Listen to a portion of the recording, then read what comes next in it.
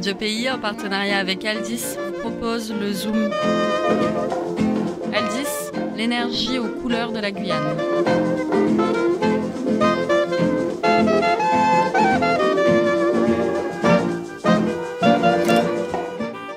Bonjour Florian. En venant à Radio Pays la dernière fois, je me suis retrouvé dans un embouteillage avenue d'Estrée qui, comme vous le savez chers auditeurs, longe une partie du cimetière. Et là, je me suis posé une question. Est-ce que Monsieur d'Estrée habite actuellement au cimetière de Cayenne ? Alors, je ne m'attendais pas à cette question-là. Tu veux dire, est-ce que Monsieur d'Estrée y est enterré ? Oui, enfin s'il y est enterré, c'est que d'une certaine façon il habite au cimetière. Mais avant d'arriver jusque-là, j'ai demandé un peu autour de moi et je me suis rendu compte que presque personne ne sait qui est ce monsieur. Quant à savoir où il est enterré... Et te connaissant, tu as dû faire une petite expédition au cimetière de Cayenne pour chercher sa tombe, non ? Comme Aurorota la semaine dernière. Non, j'ai juste regardé sur Wikipédia et j'ai eu ma réponse. On me la fait plus maintenant. Hein. Mais enfin bon, outre Wikipédia, j'ai trouvé un petit livre datant de 1845 sur l'histoire de la marine française. Et j'y ai trouvé les raisons pour lesquelles le général d'Estrée a donné son nom à une avenue en Guyane. Alors qu'au final, ce monsieur a passé assez peu de temps chez nous. Alors je prends des notes parce que figure-toi que moi aussi j'aimerais laisser mon nom à la postérité. Tu verras Florian que ce n'est ni aisé ni forcément souhaitable, surtout quand ton nom est essentiellement associé à un cimetière. Chers auditeurs, partons en France, en Picardie, au XVIIe siècle. Qui est le comte Jean II d'Estrée ? C'est simple, tout est dans le nom. Il est originaire de la maison d'Estrée et également descendant de la maison de Béthune. Ainsi donc, Jean II descend d'une grande et très ancienne famille de nobles français, plus précisément de Picardie. C'était beaucoup plus accueillant autrefois. On faisait brûler des arbres entiers. Il n'y avait pas une soirée sans jongleurs, ménestrels et ribaudes. Je m'en serais douté, mais il va faire quoi comme métier, Jean II d'Estrée ? Eh bien écoute, il va se tourner vers les armes. Jean II d'Estrée devient colonel à 23 ans, maréchal de camp à 25 et lieutenant général à 33. Il entre dans la marine et monte en grade à une vitesse impressionnante. Apparemment, la rapidité de son ascension serait liée à une volonté de diriger les nobles vers la marine. Et pourquoi vers la marine ? Apparemment, ça ne les intéressait pas trop.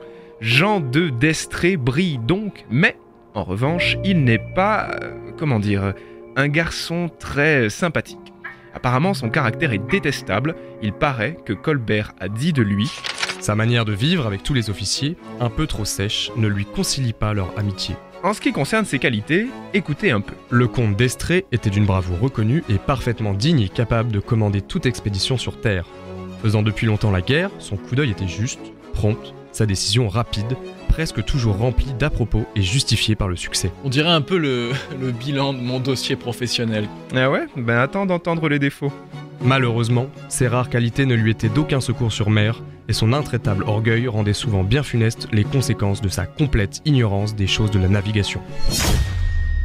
Ah oui, tout le monde ne peut pas être un grand marin. On n'avance pas, chef. Et il fait rien que de m'éclabousser. T'as raison, surtout quand on est vice-amiral dans la marine française. Pour comprendre comment Jean II d'Estrée va atterrir à Cayenne, allons-y et faisons une petite avance rapide en l'an 1676. Cayenne, 1676. À cette période, la Guyane n'est pas française, mais hollandaise. Encore ? Mais tu as dit la semaine dernière que les Français avaient repris Cayenne en... Attends, je sors mes notes.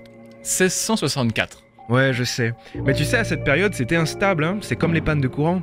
Une fois, c'est hollandais, le lendemain, c'est portugais, puis anglais, et de nouveau français. Et bien là, au mois de mars, les Hollandais arrivent à Cayenne à bord de 12 vaisseaux, accompagnés de 14 compagnies d'infanterie, et boum, la Guyane française devient hollandaise. Comme ça, pas de résistance. Le gouverneur de l'époque, le chevalier Lézy, n'a que 250 hommes de garnison à son commandement, et ce n'est pas énorme, échec et mat pour la France, mais voilà. Il se trouve que le comte d'Estrée est sans emploi. C'est-à-dire, il n'est pas lieutenant général de la marine française ? Si, mais en gros, ça signifie qu'il n'a pas vraiment de guerre à mener à ce moment-là. Et donc, Jean d'Estrée propose à Louis XIV d'attaquer les forts et les colonies des Hollandais d'Amérique. Curaçao, Sainte-Marguerite et bien sûr le Suriname. Et que pense monsieur Louis XIV de ce projet? Chers auditeurs, voici ce qu'en pense le roi. Le roi Louis XIV loua fort ce projet et assura le comte d'Estrées qu'il contribuerait à le faire réussir en lui donnant 4 vaisseaux de 50 canons et 4 frégates de 30 que ce dernier devait armer à ses frais. Tout cela ainsi qu'environ 700 soldats. Les Hollandais, après avoir pris Cayenne, ont laissé derrière eux une garnison pour défendre la ville en cas de vengeance française, 150 habitants pour cultiver les terres et ont envoyé environ 600 colons s'installer sur les bords de l'Aprouag. Ensuite, ils ont mis le cap sur l'île de Tobago. Et donc... La place est libre. Presque libre. Presque libre. D'Estrées arrive le 8 décembre 1676 sur les côtes guyanaises et mouille 9 jours dans l'anse Miré avec son escadre. Là, il tombe sur un Français qui a eu l'autorisation de quitter le fort de Cayenne 15 jours plus tôt. Les soldats vont pouvoir récupérer des informations sur les forces hollandaises en place. Apparemment, les fameux cultivateurs n'étaient autres que des soldats et il y a environ 27 canons. Ah oui, donc la place n'est pas si libre que ça en fait. Ouais, pas si libre que ça, en fait. Ce n'est pas si simple. Mais d'Estrées, ses officiers et ses soldats s'en fichent. Ils attaqueront quand même. Je vous passe les détails, chers auditeurs, car le récit de la bataille est extrêmement long. Que trépasse si je faiblis! Notons qu'entre les mâchoires cassées à coups de mousquet, les blessures de grenades, les coups de pique à la cuisse et de canon au genou, une révolte de Noirs a eu lieu pendant les combats. Ils en ont profité pour voler les habitants, attaquer des troupes de soldats, puis se sont enfuis dans les montagnes. J'aurais fait pareil. Pour l'anecdote, il paraît que monsieur le chevalier de Grandfontaine, qui participait au combat alors qu'il ne pouvait pas marcher, s'est fait porter en chaise jusqu'au poste où il devait attaquer et a remporté la victoire. Je savais que ça avait du bon de rester sur sa chaise, surtout quand tout s'agite autour de vous. Un peu comme dans les embouteillages avenue d'Estrées. Enfin bon, parmi les prisonniers ennemis, on compte, entre autres, un gouverneur et un ministre hollandais, ainsi que 4 traîtres français qui étaient passés du côté des Hollandais. L'un d'entre eux a été tué pour l'exemple. Voilà, chers auditeurs, une reprise de Cayenne rondement menée, et c'est certainement cela qui vaudra au vice-amiral Jean de d'Estrées d'avoir une avenue à son nom à Cayenne. Eh bien, j'ai l'impression d'avoir du sang et de la sueur dans mes vêtements, mon capitaine. Et qu'est devenu le vice-amiral d'Estrées? Eh bien, il va mourir en pleine gloire à l'âge canonique de 82 ans. Mais avant cela, il aura obtenu le titre honorifique de vice-roi d'Amérique, c'est pas mal, et aura été promu maréchal de France, la plus haute distinction militaire française. C'est pas mal du tout pour finalement un noble antipathique qui n'a aucune connaissance des choses de la navigation, et il n'est pas enterré au cimetière de l'avenue d'Estrées, je suppose. Pas le moins du monde, il est mort à Paris. Par contre, il y a sur l'île de Gorée un fort d'Estrées baptisé en son hommage.